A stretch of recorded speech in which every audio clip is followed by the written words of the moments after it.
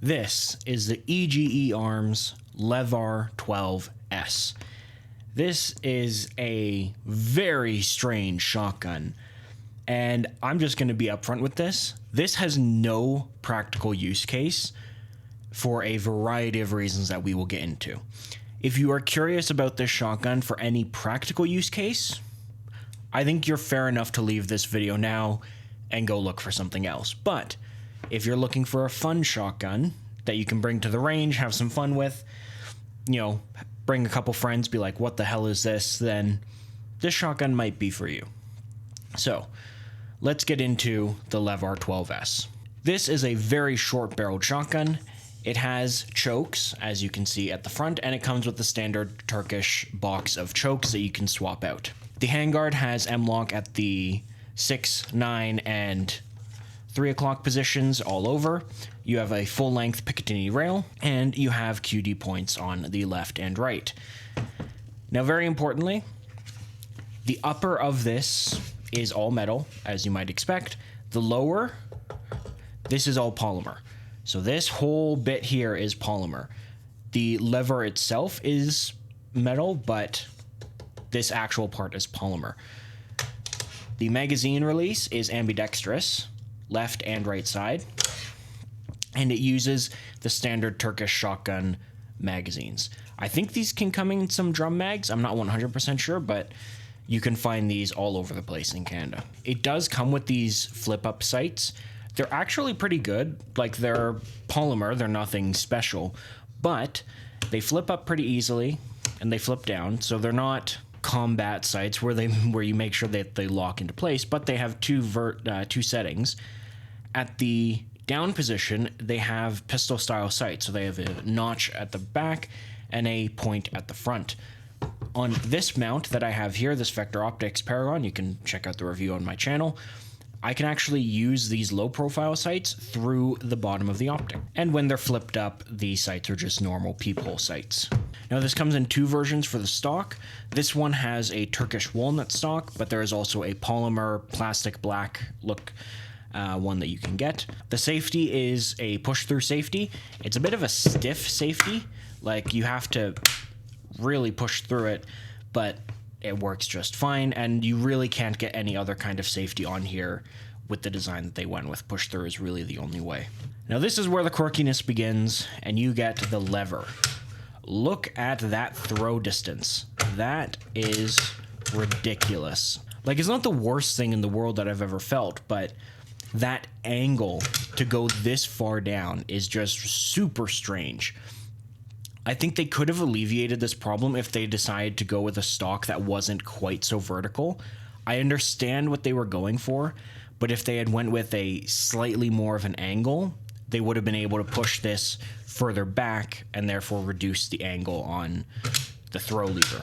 Now, the trigger is a flat face trigger, and it is horrible. It is very technically, by definition of a trigger, but it is not one that you're going to sing praises about.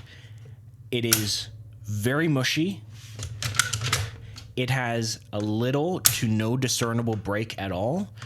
When it does break, it's pretty heavy, so you know you've shot it, but you would also know you've shot it by the gigantic fireballs that this thing shoots. So the trigger is really not a bright side to this. And I would also say I don't think the shape is right for this. A flat face trigger with this grip angle just feels super weird. A rounded trigger would have felt a lot better. And finally, talking about the stock, I obviously have a limb saver on here. Now, why is that?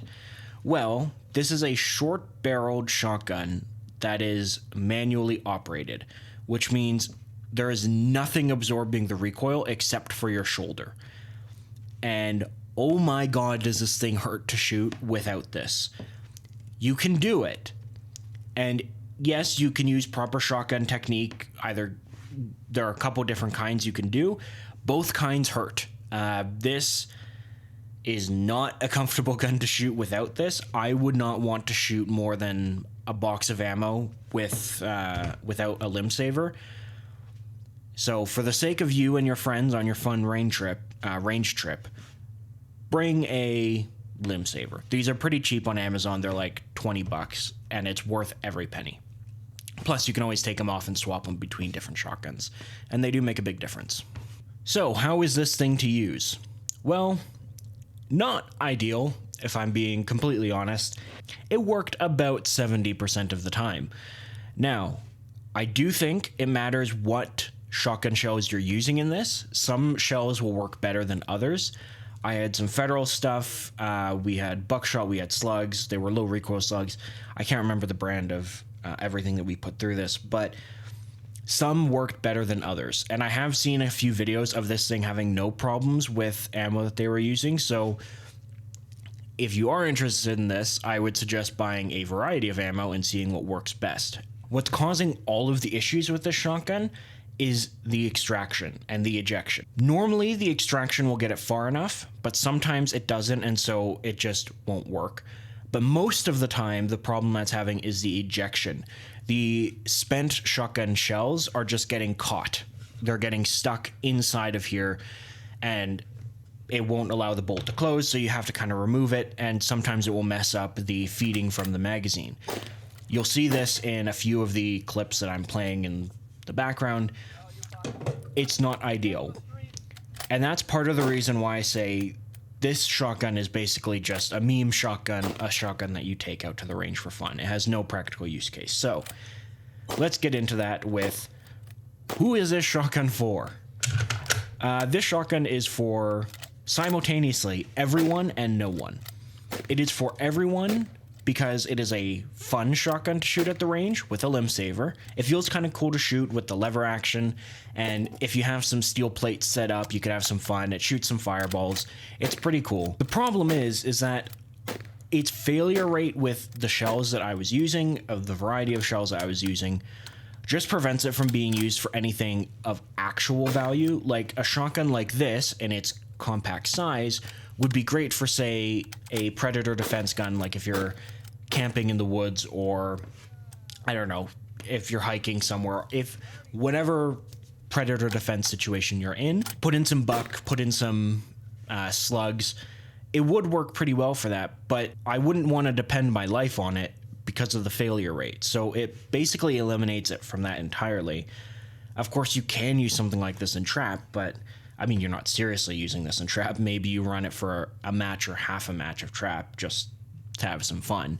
And for home defense, speaking to my United States people, well, this is also not really a good option. Buy quite literally any other shotgun.